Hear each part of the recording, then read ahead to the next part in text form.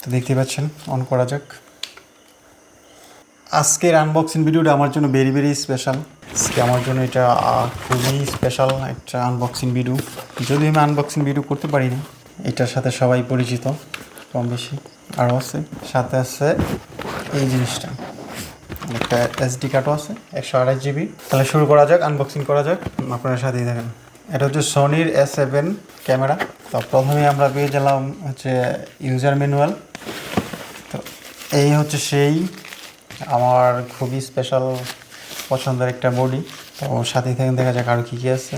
এটা হচ্ছে একটা ফিতা, এটা হচ্ছে চার্জারের অ্যাডাপ্টার, আর কী কী আছে